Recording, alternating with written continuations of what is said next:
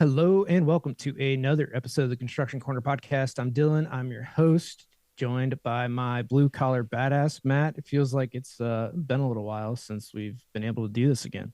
It has been a while, man. Between all the travel and the health issues and then solo shows sprinkled in there, I think it's been about a month and a half or so. Something like that. Yeah, man. It's and I'm starting to rebuild my studio setup here. So and I know you've got some construction going on, but it's feels like it's par for the course, right? Well, I've gotten used to recording these just staring at a blank screen, so this is kind of unique now, having two other sets of eyes looking back at me. I'm looking forward to it. Yeah, screen talking back. Right. All right, guys. Well, without further ado, since we want to get into our guests and all that good conversation, is I'm going to introduce Jonathan Cor, who really grew up in his dad's painting company. I'm sure we'll get into that a little bit, but that's how he got his start in construction. Worked for a commercial subcontractor in Washington as a marketing manager, and now is helping commercial contractors all across the country build their online presence. So this is something I think that we can all do a much better job at. And you guys are going to get a lot of tips and tricks from Jonathan today on how to grow your presence online, which we all need. We need more people to come into the trades, into construction, into this industry. And I'm excited to have this conversation with Jonathan, especially, like a marketing manager in construction, right? Like it's somebody doing marketing in construction is not a typical construction job, yet it's needed in the industry. But that's just how many people construction touches, on the whole, right? Like we need marketing folks, we need technology folks, engineers, architects, contractors, subcontractors, finance guys, you name it, we need it. So without further ado, Jonathan, welcome to the show. Thank you very much, Dylan and Matt, for having me. Obviously, we've been connected on LinkedIn, been seeing from afar. Obviously, been loving what you guys have been doing here. So it's definitely an honor to be on your show. Well, I wouldn't go that far. We haven't recorded it yet, but I appreciate you coming on, man. And I know it was a little bit of a challenge to get all three of us to sit down at the same time. So glad we finally made it happen. Yeah, for sure. And honestly, to piggyback off of even what Dylan just mentioned about, marketing manager and construction, like I have a post coming up soon that highlights that, hey, like if do you want to do do you want to do incredible technology work, join the industry, join construction. Do you want to create the best inspired content, join construction?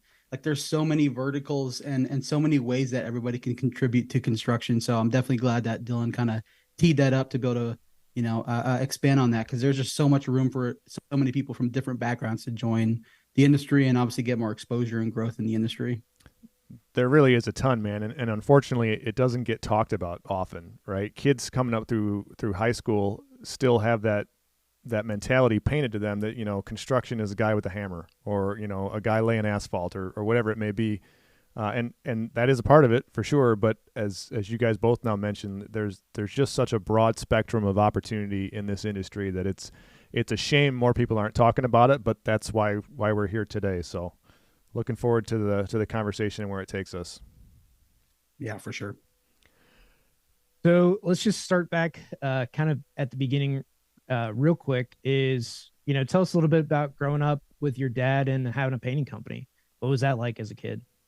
Yeah, so my dad has been in the construction industry his entire life. Like he was a carpenter, a framer, growing up for a few years. I very like faintly remember that part, as I would go on construction sites, and he would come home and his truck was filled with a whole bunch of like nails and all that sort of like just scattered throughout the truck, and we would go on site, bring him lunch, stuff like that.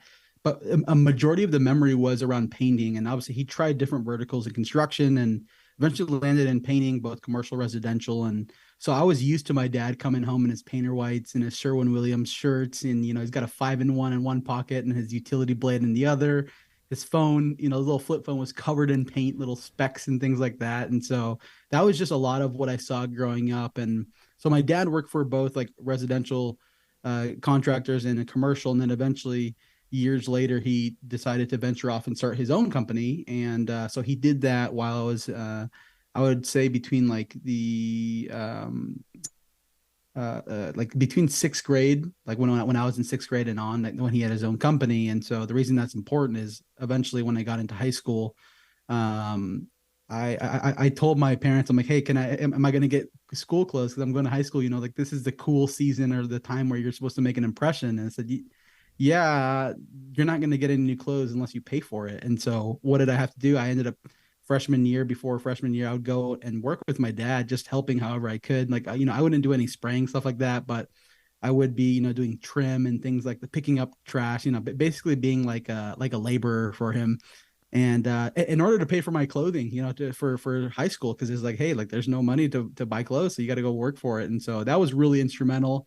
But like I said, I just grew up with a dad who was always in painting, and so I was always used to him either being the painter when I was really young, or eventually just being the actual leader who's leading projects and going out doing bids and estimates and managing different projects, different crews. So all of that stuff became incredibly normative. But honestly, a lot of my family too, are involved in construction one way or another. So, but yeah, that's kind of my experience just around the trades and construction, specifically painting. Did you ever take it any farther than as a laborer on site? I didn't, because during high school, my dad signed me up for music school. So my career trajectory was actually I was supposed to be a musician for the rest of my life. That was the plan, the long term plan. My dad was a musician himself too, and so basically I would have like school Monday through Friday, like regular high school. But on Saturdays I would have a full day of music school, like just entire from 9 a.m. to 3 4 p.m. It was all Wow. music theory, all that, like just that's all I did for 2 3 years. And so eventually, like my career, like, so my dad, the reason I say that is my dad was like, hey, like maybe don't work on like, work on obviously your schooling, but also to work on getting better as a musician, because I think in a sense, he kind of wanted to live vicariously through my experience at like getting in, becoming a musician, doing all that sort of stuff. So eventually I did go to music college and did that. But yeah, but it's funny though, because I was, I was in music, I was playing different shows, recorded different records, eventually was a music director for a large church here for a season, eventually pivoted back into business, because I'd always like grown up seeing my dad have his own business. I'm like, that part in me, that DNA has always been ingrained. I'm like, I want to have my own thing. I want to build my own thing. And it's funny because when I quit my, the kind of career trajectory into music, I had no, like, basically both me and my wife quit from the church we were at, and we had nothing lined up. So what did I do? Literally within the matter of 2 weeks, I ended up contacting one of my dad's connections, because my dad didn't have his business at this point. And so I ended up just putting on my painter whites. And that whole summer I painted like 200 or 300 plus condo doors. Because like I said, I'm coming, like all my experience, my whole career was supposed to be just music the rest of my life, but eventually life changed and I pivoted. And so it helped. And so that was actually the start into, and if you guys want to unpack it more, how I eventually landed as a marketing manager at a construction company. But, like I said, it's, I started working in the trades and then eventually went music. And then that was a career route for like, I would say maybe 8 or so years, and then eventually pivoted outside, no experience, at least professionally in that context. And I just kind of had to build basically since, I think it's been 2017 since I've pivoted, from music into business and specifically construction again. So yeah. So you're definitely a creative type, which obviously serves you in music, and as it does, I'm sure, in the marketing world. That's cool to me. It's fun to hear people's paths, right? Because my path is very different than yours, but also kind of erratic, and my educational track does not match what I do today. So it's always good to hear that I'm not the only crazy one. What is it? If you don't mind me asking, what was it? I have a degree in psychology. Mm. There's a lot of reasons why I picked that. I like to tell people I use it every day on job sites and in the office, but it's probably not. It's not for its intended use, anyways, right? So going back to school, you kind of switched to the business side. So you got a degree in business. What drew you to marketing? Was it the creative aspect of it, or was there something else that kind of lit that fire for you? So, with marketing, you kind of alluded to it already. It's like, I'm definitely a creative type. I like creating stuff. And so whether it's like, that's why construction's so unique to me, because you get to build something, or you get to like paint something that wasn't there, transform. Like, I just like that whole process. And so for me, when I was pivoting into business and construction, I'm like, I literally laid out, I had a journal and I listed off every role. There's sales, there's marketing, there's project management, there's operations, there's HR, there's finance. There's so many, like I literally researched, I remember Googling, what are all the departments in a big or enterprise? And so I went through all of them. Based on that, like I checked them all out. And once I landed in marketing, it became very compelling because it not only takes the like creative part, you get to create things and all sorts of stuff, but it's very strategic. Like I like both. I like creating stuff, but being incredibly strategic with it. And so once I began to kind of open that door and the different marketers and creator thing, people that I listen to, I'm like, I relate to these people. Like I could see myself as this type of person. And so I continued down that track. And so to kind of like piggyback off of the story where I said I was working as a painter, during that time, there was actually a CEO of a commercial painting company here who I knew had prior relation with that was actually helping me make the switch from like music into business and specifically even in construction. So as I'm painting for this other small residential company, like painting all these condo doors, I was meeting with him. I would have lunch with him every few weeks, and I would ask him questions. He would, I don't even know, like I wasn't worth anything at that point. I'm like, I'm not even sure why he gave me the time of day, and maybe just paying it forward. I don't know. But eventually, from this small residential painting company, I told them saying, hey, I want to go down the marketing route. Eventually, they after a few months working with them, and said, hey, we have like a sales and marketing hybrid role that we're thinking about opening up for the company. I'm like, oh, that's awesome. And so what do? I end up texting the CEO. So just I want to get his feedback because he's been helping me make the transition and say, hey, so this painting company just told me that they're offering this sales marketing role. I just wanted to be able to get your feedback. Like, do you think I should take it? What are your thoughts? And he responds within a matter of a few minutes. He says, hey, that's super awesome. I definitely think you should do it. I just think you should just come and do it for our company instead. Nice. And so for me, I was like, what? Like, this was like, I remember I was painting, like, I even remember where I was in this condo. Like, I was on like the second to last building. I was so pumped because I'm like, yes, I don't have to paint anymore because it was really hard, like during the summer, really hot. And I was just all by myself. They left me there.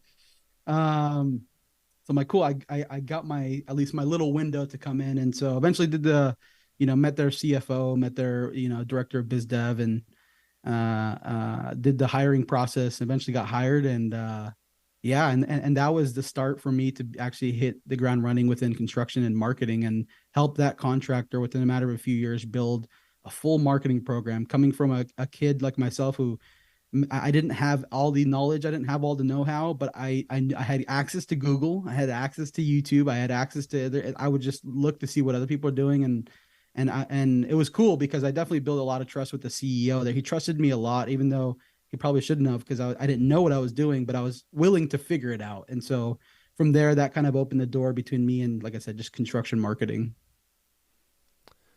So for you stepping into at that time, right, as subcontractor in marketing, what does a marketing department look like for them? Because growing up as a kid, for me, like marketing was always like big brand advertising, right? Like all the big commercials, or Matt's in Michigan and like Detroit, you think of the big three and auto companies and car ads and stuff like that. Marketing was never kind of what I think of in small business, right? Or you go like flyers and paper in a neighborhood or something like that. So what does that marketing department look like as you kind of stepped in and helped to form and create it? Yeah, it's a great question. So when I came in, like they had a prior marketing person, but they were like with any small business, they like wore the marketing hat, the HR hat, and like the, everything in between hat. Like they were just kind of like an office manager sort of thing. They did whatever, was tasked. And the biggest thing when he brought me in, he said, hey, I want to change the narrative on who we are as a contractor, because at this point they were they were almost reaching 15 years in business, and they were viewed in the market. And the reason I know this is because they hired a branding company to help them with strategy and things like that. They were viewed as like a small mom and pop shop. Like they were seen as like doing like, smaller commercial, very small TI projects, where in reality they were starting to do big hospitals and large like student housing, facilities for like the University of Washington, those sort of projects. And so their biggest thing is like, how do we change the narrative on who we are as a company? And then how do we reposition ourselves to be seen as a growing contractor, as one that's obviously shooting up market as they begin to work with larger clients. And so for me, from there, it's like, okay, I knew that, well, one is most construction companies may have a website, but it isn't great. And so we're in the process of updating that. It's like, how do we get that to actually, because, especially to when somebody wants to learn about a construction company, they'll go on their, social media or their website to see, hey, who are these guys? What are they about? So we're in the process of rebuilding that. But then through the process, we realized the CEO would send me these social media posts from two specific individuals. One of them was Keaton Turner, who from Turner Mining Group. And he this is back in 2017 when he was like starting off his company, and he was like, hey, like I really like what these guys are doing. And the other guy was Aaron Witt from BuildWitt. This is like 2017. He sends like, hey, like these guys are like creating incredible content, and like they were just telling their story, what they were doing. And so the light bulb kind of went off for me. It's like, hey, maybe social media and that strategy is the play, like here to get more exposure. Cause he's like, at this point, I think Keaton was like maybe 2 years into his business. So he was still definitely in startup phase, but he was like shooting, like he was hitting the ground running because he was getting tons of exposure with the content he was posting about how he was disrupting the industry, all this sort of thing. So it's working. So we're like, how do we leverage that sort of strategy? And the other thing too was like, how do we also build, like, because you want to remarket yourself or reposition yourself as a growing contractor and differentiate yourself from the other guys, but also too, the talent pool was also it may not be as strict as it or as capped as it is now, but obviously like they wanted to attract the best talent. Like the CEO had the desire to attract people that were graduating with the construction management degree. But the reality is like these individuals are looking to work for these big firms like the Turners and Skanskas, and instead of looking at the smaller guys, it's like, how do we do both things? Like basically there's a lot of different things, but it's like, how do we leverage our website, communicate the right message to clients and employees? How do we leverage social media to get more exposure about our company and how we're doing things differently? And then also too, how do we like find ways to tell our culture story? And so we did like brand videos or like culture videos on specific individuals highlighting. So there was like the website part, which included updating projects, the different scale of projects we were doing. Then there was a social media part, which obviously told the narrative along like how we're differentiating ourselves against other contractors, how we're positioning ourselves as a growing leader in the market, and ultimately how we're like showcasing just the type of contractor they are. And little by little, and so those were kind of the three main things: website, video, and then social media. And as we started to do those three things, I started to notice that for a finishing contractor, like a painting contractor, and I know you guys know this really well, they're at the tail end of a project. Like they're not the main driver for a commercial project. They're a finishing contractor. But the biggest thing I started noticing is that the ideal customer, like PEs, like project engineers, project managers, project executives, began to organically begin following the content from like the Turners, the Skanskas, like those size contractors started. And this isn't like we're inviting them to follow or ask them to follow, or like this is literally them going, seeing the content somehow and following the page. And so for me, I'm just like, the light bulb went off. I'm like, this is working. Like we may not have the biggest following in the world, but we're getting the right people to see the content, because that's ultimately those decision makers. Also, too, there was other people within other firms who are at different roles who started following the content too. And obviously, like you have the client side, but you also have the employee side. And so kind of as we began to put this together, it's like it was just more of the same. It's like once you figured out the recipe for what worked, we just did more of it and then continue to scale from there. And the good news though is this client, this contractor that I worked at, for a few years, they're still my client to this day. Like they were my first client. Like when I transitioned, they said, hey, like I know you're transitioning, can we be your first client? Like and just because what we were doing was working really well, and we've remained clients since for the past few years. And and it continues to snowball. So hopefully that paints just kind of a high level picture how we were thinking about it, just overall strategy for marketing for their company. Yeah, and there's a lot to unpack there that I don't want to forget. You touched on a bunch of good points, but one of them is one that Dillon and I have talked about a lot. In construction, especially what I do, like we don't have a huge social media following. We don't do a ton. I'm on LinkedIn, and that's really about it. Mm-hmm. Would it be cool to have, millions of followers and all this, top level engagement? Yeah, that'd be awesome for my ego. But in reality, we're not selling our service necessarily on social media. we're doing it to bring awareness, but what you mentioned, we're doing it because we're not selling widgets, right? I don't make my money at the construction company on volume. We make it on better deals. And so all we really need is that one person to see some of my shit and see, hey, okay, this guy might know what he's talking about. Let's look at him. And you brought it up, with on the subcontractor side in reverse, we do this all the time, right? If we're kind of looking at social media and we see a painting contractor, for example, that's really kind of stepping out, because it's still not the norm, right? But we'll grab those guys up instantly and get them to come have a coffee, get them to come talk to us, and that can be the foot that opens the door. And I get asked all the time by different specialty contractors, how do we get on your bid list? How do we get to work with you guys? That's it. Jonathan just told us the secret. It's not by peppering my office with unannounced visits. It's not by spamming my email. It's by showing out and showing up in some space where everyone can see you, that you actually know what the hell you're talking about. And I think it's been important for a long time, but I think finally more and more contractors from the GC side all the way down to the vendors are starting to recognize the actual value of putting themselves out there a little bit. Are you seeing some of the same? Oh yeah, no, I'm definitely seeing the switch. I think, I this, Matt, because I just made that post where I tagged you as one of the creator, construction executives to thank you follow. by the way, man, that got a ton of engagement. I didn't expect it to blow up that way, but the reality here is I'm realizing social media in construction we're just at the inception still. Like there's other industries like tech or e-commerce that are years lightning years ahead. For me, I think we're still in the infancy, and I think the reality is like, Herb Sargent, who was one of the guys that I listed on there, he literally messaged me the next day. He said, hey man, like, it's crazy you made this post. I've had like over 200-300 people connect with me, like added me, all that sort of stuff. And the reality is, like, I think the industry is craving more construction leadership content, more construction culture content, more construction just project management just all these verticals, because it's incredibly interesting work that we're doing,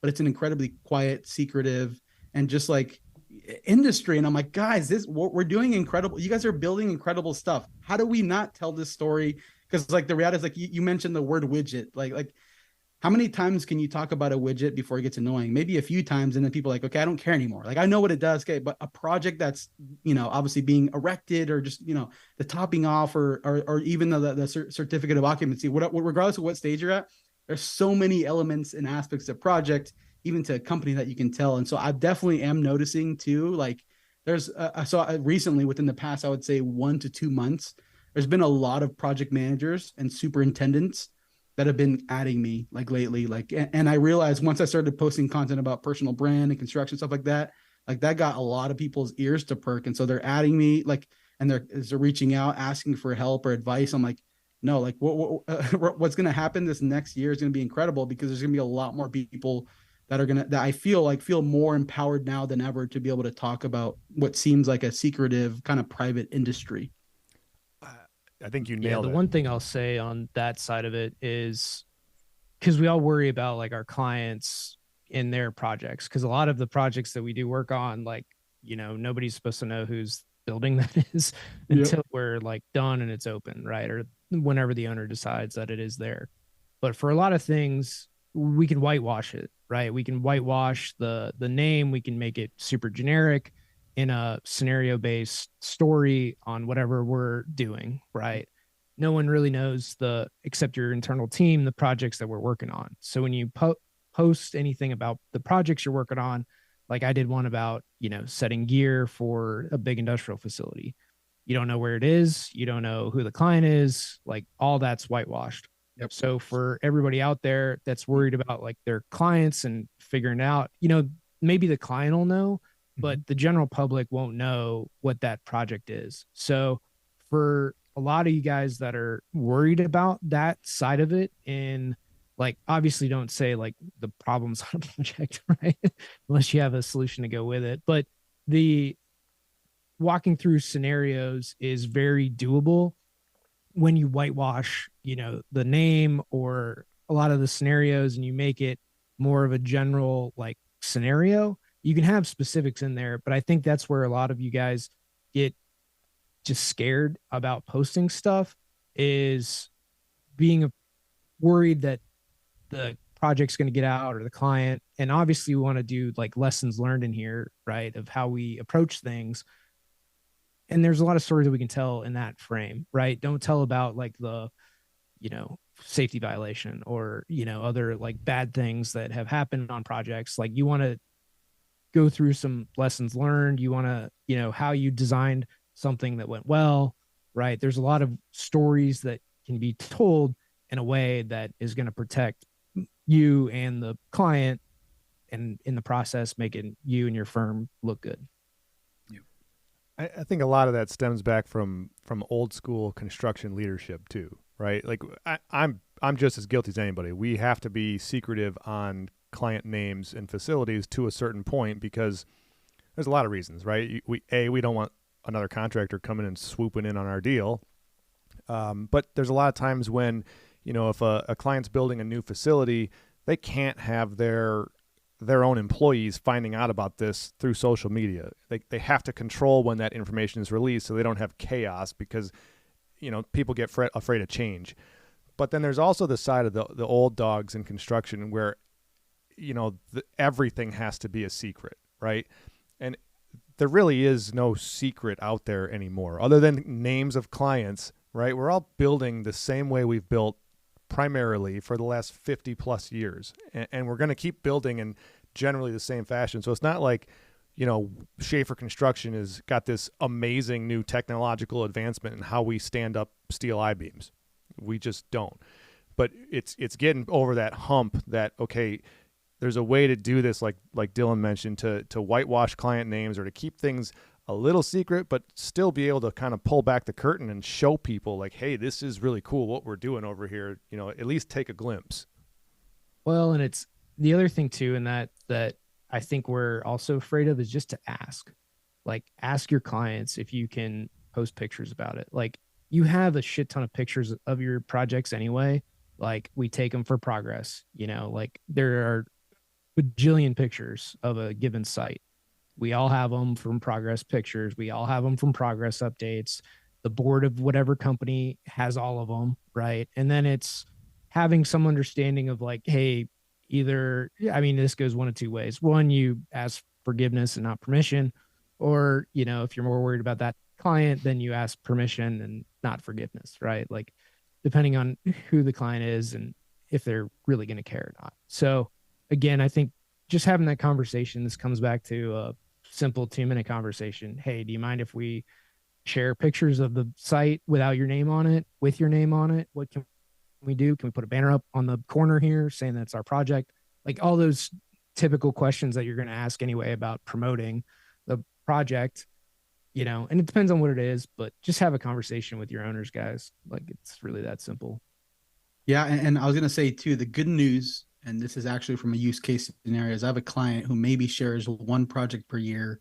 They're a utilities contractor, and they can actually talk more openly about, because they mainly do like public works, like government type projects, and so the reason I say that is like they still don't want to share too much about their projects for different personal reasons, and that's okay. And so the reason I say this is like, if you can't post about your projects, I think there's other aspects of your business. Because for me, I use a framework with all my clients in 3 buckets. It's people, it's projects, and it's purpose. People, obviously, spotlighting incredible, whether it's people on your job sites like trades workers or office staff and everything in between. Because the reality is like, what differentiates, like if you have two GCs doing the same type of work, what differentiates them is, one, the people that's actually doing the work, and then the unique types of projects that they're doing, and maybe even to some of their process. And so the goal here is like, how do we highlight that through our people, unique, and how they're actually like crushing it on a specific project, and without naming the project. And then the projects, obviously, like I mentioned, there's so many aspects to a project that you can talk about.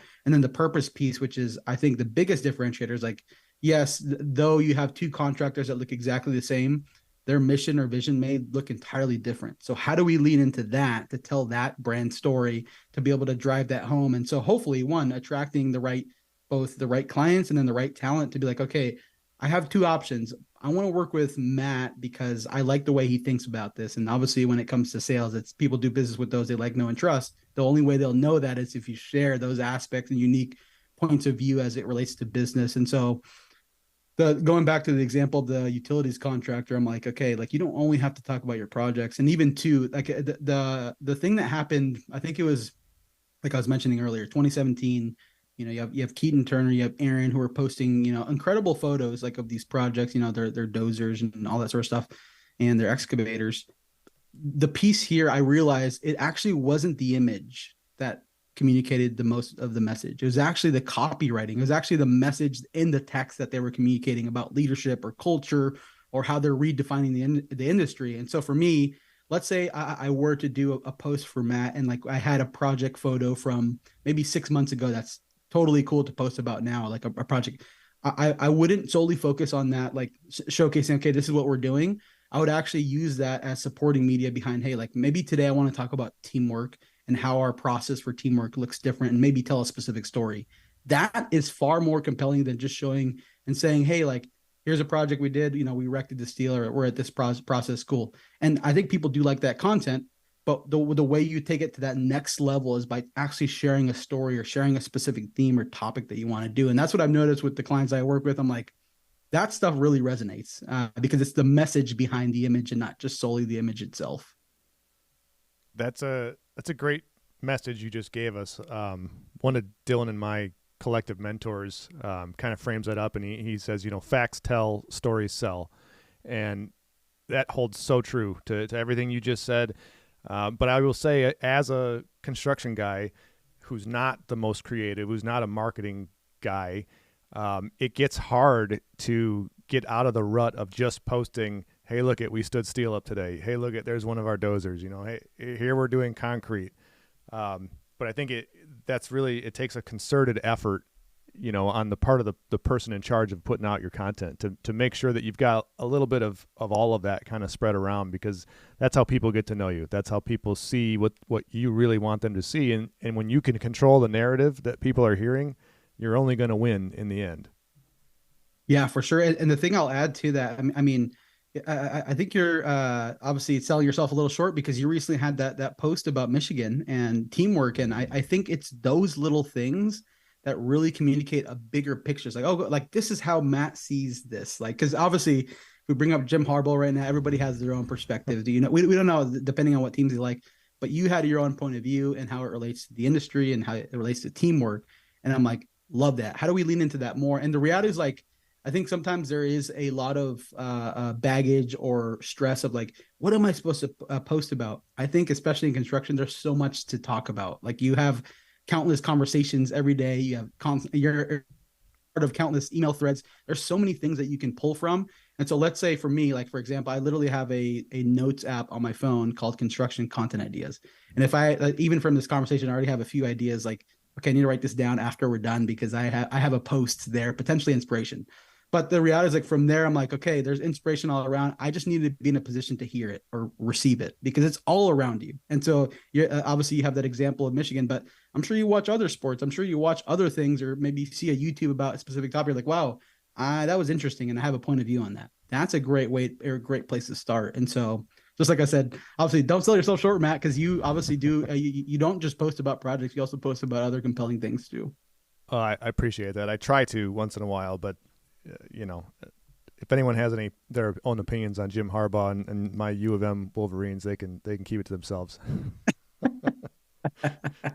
So, Jonathan, we're stretching out here kind of close to time, but I wanted to ask you if you had to pin one tactical tip, one thing that the average construction firm or design firm can do to boost their social media presence, to do something to really get themselves out there.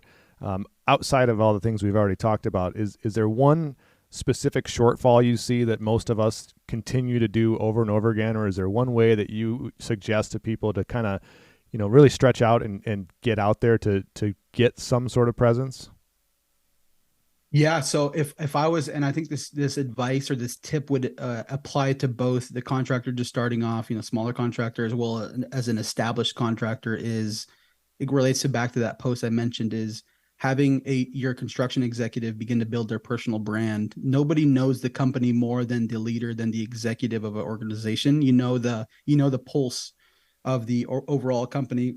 And so my advice here would be, and especially too, when you think of the executive, especially too, maybe with smaller firms, they're the most connected. They have the most relationships with their clients, with their vendors, subcontract, all this. Like, they're the most connected. And so my thing is, like, if I were a contractor just starting off, or even an established contractor, it's like, how do we position our executive, our CEO, or maybe the COO or CFO communicate better, or like to be more online? How do we leverage some sort of executive to begin telling our brand story, even before you start posting on your company page? Because in my opinion, as you begin to build more and more awareness within your market or your area, your service expertise, eventually you can kind of siphon a lot of that into your actual brand page. Like, once you actually start posting content from your company page, that could help snowball and kind of speed up that process. And so for me, if I was working with a small or larger, I would say we need to find a way, whether it's, and the minimum I would say is just like at least once a week, either talk about a specific project, talk about a specific, maybe a conflict that you went through and how you overcame, or what your view on is, or even to like that, just like owning like different. And I know a lot of the guys could be potentially like secretive, and or maybe not want to be as transparent. Like, and I'm not saying you need to let everybody know all your dirty laundry, but take a step of faith to be like, okay, like I'm going to start posting about our projects. I'm going to start posting about one specific individual per month, and then I'm going to start posting about a specific view on leadership and then culture per month. And there you go. You have 4 posts per week, and you can just follow that sort of cadence. And the reason I think that's important is because people connect with people. Obviously the brands is helps reinforce that, but the reality is, like, you're doing business with John, you're doing business with Greg, you're doing business with these specific individuals, and if they see the executive who they have a relationship with post content, they're likely more compelled to engage, support, and have that begin to snowball into other things. So that's the one thing I would just recommend is, every construction company, if you don't have anything, or if you have something established, is get some sort of executive to begin posting their own content about the company, but on their personal page on LinkedIn. That's good stuff, man. We could talk about this for hours. Last question. I'm not trying to milk you for all this free advice, but to tag team or to piggyback on what you just said, is there a point where you see it where the leader or the executive needs to stop being the brand and distance away and let the brand now, or the company now, be its own entity, and the leader still does similar content, but there's a definite separation there? Or should it always just be one and the same? Yes, that's a good question. And I was going to say, to answer your first part, like, I don't think you're milking. If anything, maybe this will hopefully encourage maybe a part 2, or maybe we can have a second conversation about expanding more later. Absolutely. But I guess to answer your question, because I made a post literally like 6 to 8 months ago about this. So, like, I can't remember their names, but the founders of like Betchel, of Fleur, and of Turner, I listed off the founders. And I basically say, hey, like if I were to ask somebody today, hey, do you know who this person is? And like, likely they don't know, but they know the last name, especially too when it's Betchel or like Fleur or Turner Construction. And the point here is, it's important for any company just starting off, or even if they are like a few decades into building their company, to have the executive as kind of the forefront, the leader of the company.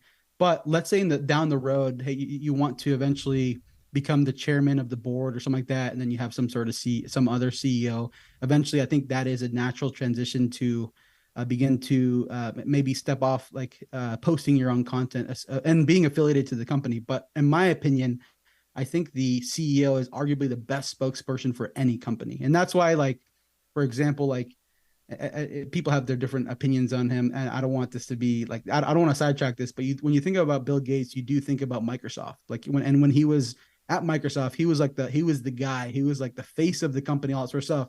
But obviously they've succeeded him. They have Satya Nadella there now. He's the new face of the brand, but he's the one now making moves.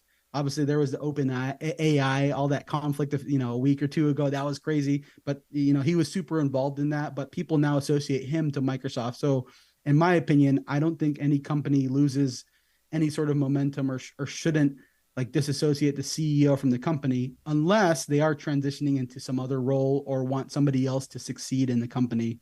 And I think it just goes back to, like, I've heard a post before, like, there's Elon Musk has like over 100 million followers on Twitter X, but Tesla has like 20 million. And the point here is people connect with people.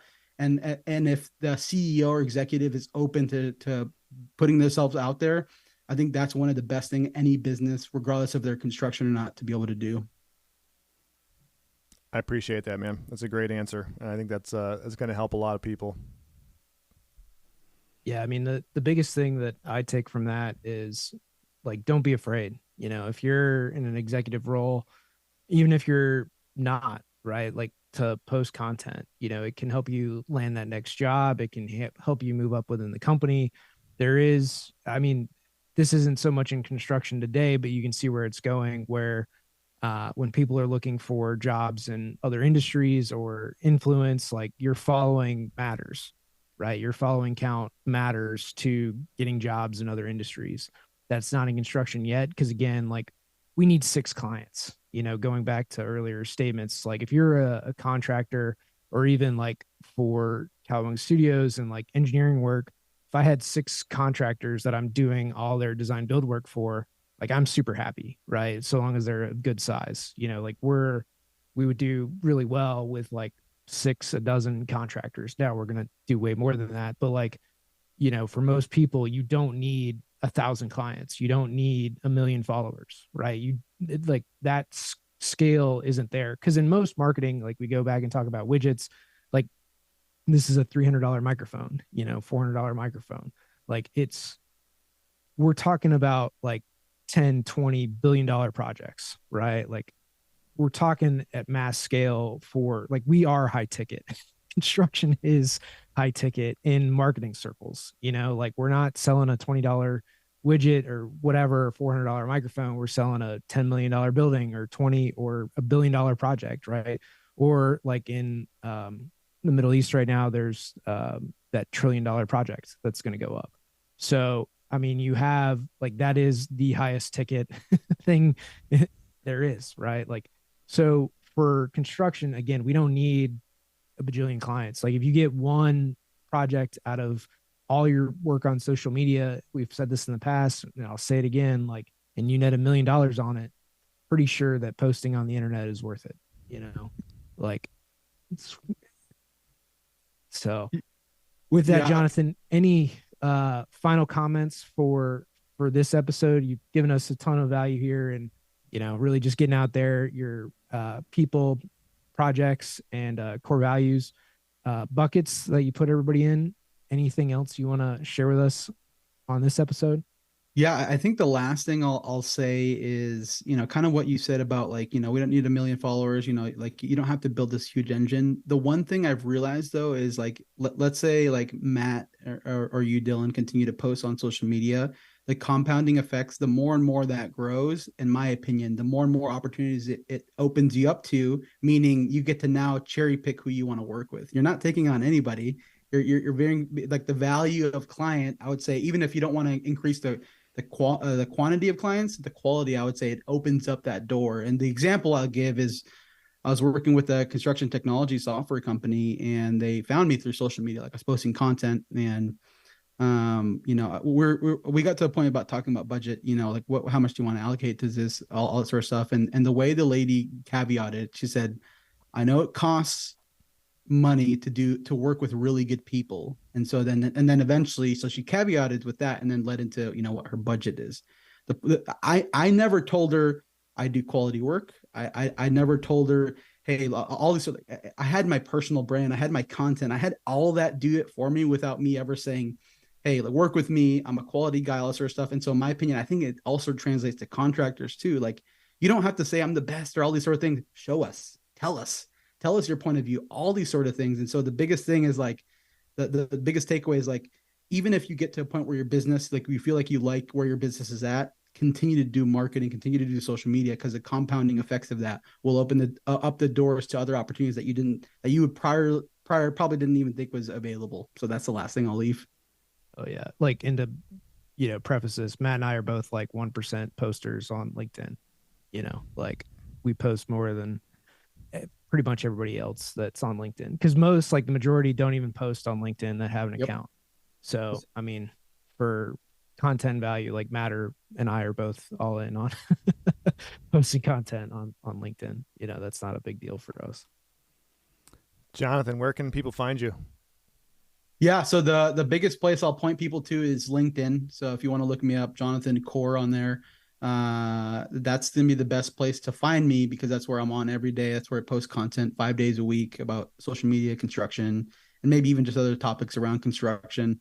And then there you'll be able to find my agency, Customer Growth, where I work with commercial contractors. And then more recently, actually, which we didn't touch base on this too much today, but in the beginning of September, I started a community called Construction Marketers, and my goal is to be able to build the biggest construction marketing community or group in the U.S. And this is me saying this, barely laying the foundation, barely have very minimal momentum, but I see the opportunity here, especially too, like I said, a lot of people, project managers, executives, superintendents, everybody in construction is like, beginning to connect, and they're leaning into this a lot. So I'm like, how do I, basically the whole point of the construction community is I want to teach other people how to create great construction content for free. There is no cost. We have a YouTube channel, podcast, and I actually, every week I'll release something and basically show specific things about creating content or how you can improve things without ever giving me a single dollar. So the cost of entry is just a subscription or following me on LinkedIn.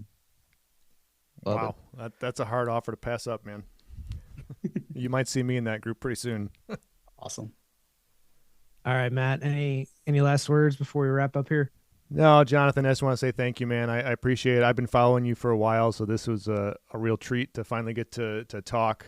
Again, I apologize for the bouncing around of schedules, but I'm hopeful we can do round two, because I feel like there's still a episode or 10 left to unpack on this topic. Yep, I love it. I'll be happy to hop on, and maybe we can talk about specific topics, as it relates, like even a topic, maybe kind of putting a little teaser for a future conversation is, I'm sure you've seen this yourself, Matt, but there's subcontractors that obviously are being a lot more outspoken on LinkedIn and sharing their thoughts against GCs. And so for you as a GC, how do you perceive that? And so I just want to put the teaser there for a future conversation where I can just get your perception or perspective on that, because I think it's incredibly important topic and it's happening. So there's the teaser. I would love to. We'll get that one jotted down and make sure it happens. Oh yeah, there's so much we can talk about in this. But Jonathan, thank you so much for coming on. This has been a pleasure to have you on the show. And yeah, we'll look at doing round two at some point in the future. And again, marketing is the lifeblood of every organization. We talk about systems, processes, all that kind of good stuff here as well, core values. But again, you got to win the projects first and foremost. And with that, guys, remember to share the show. Check us out on YouTube, the Construction Corner podcast over on YouTube, and then just subscribe and share this show if you get something out of it, which I don't see how anyone would not get anything out of this episode. So without further ado, that is this episode of the Construction Corner podcast. Until next time.